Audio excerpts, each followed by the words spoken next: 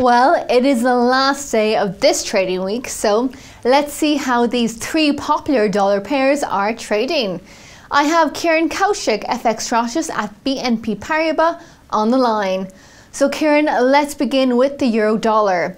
Now, do you think the German data actually boosted the euro against its US rival or not? Well, we think the euro will not benefit from the stronger German data, and the point we essentially make is one of the structural supports for the euro over the past year, i.e. its current account surplus, we think has peaked. So we think that support is no longer there for the euro. And at the same time, what we find in our research is that actually a stronger growth and a more risk-on mindset actually sees Eurozone investors tend to increase their investments abroad, which tends to be euro bearish. And indeed, that's how we like trading the market as well. Two of our top recommendations are short euro sterling and short euro versus the Norwegian kroner. And we think that's really the way to go in the next couple of weeks. At the same time, ECB commentary has been uniformly dovish. There seems to be a strong recognition that inflation is quite some way below target. It will be interesting to see how next week's Eurozone HICP released on Friday pans out.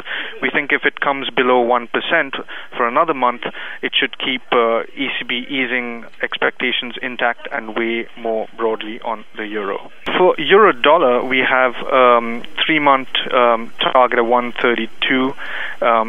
In Q1, we think it goes to 128, and for the year ahead, we're looking at 125. And looking at the dollar CAD, now it reached a 4-month high as the loonie remains under pressure despite recent oil surge. So do you think this pressure for the CAD will continue, and what are your targets? Well, one really weighing on the Canadian dollar is the dramatic change in the outlook for the Bank of Canada. Now, most economists, including those at BNP, were looking for the Bank of Canada to have a modest tightening bias and for them to hike rates at some point towards the end of 2014. However, the recent weaker data and below target inflation has seen the Bank of Canada turn increasingly dovish, and our own economists have postponed their expectations for an eventual rate hike. So at the moment, they look for the Bank of Canada to look to raise rates towards the end of 2015, which is a full year later than originally anticipated. So we think this is to a large degree weighing on the Canadian dollar.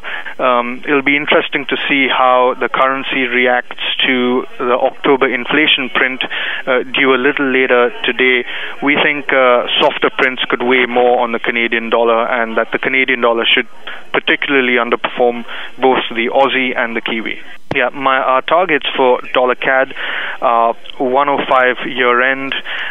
In 6 months' time, we're looking for 107, and a year from now, we're looking for 108. So we're looking for dollar CAD to steadily move higher from here. And finally, looking at our final pair, the dollar yen. Now, it fell to a fresh 4-year low against the euro early in Asia. Many are selling the yen, so are you also feeling bearish? I mean, we're generally bearish yen in the year ahead and have been so for the past 6 months or so. We think it's going to be the funding currency of choice for 2014. We think the Bank of Japan will be amongst the most dovish central banks within the G10 space. And I think the recent break higher dollar yen is quite interesting because it comes amid a more improved outlook for carry.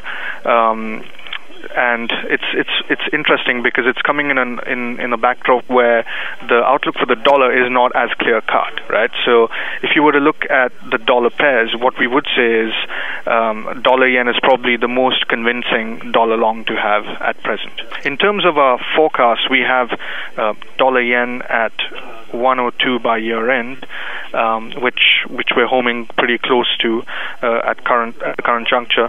We're looking for 112 in 6 months' time, and we're looking for 118 in 12 months' time. Kiran, thank you very much. Well, that is it. So make sure you have a great weekend. Goodbye for now.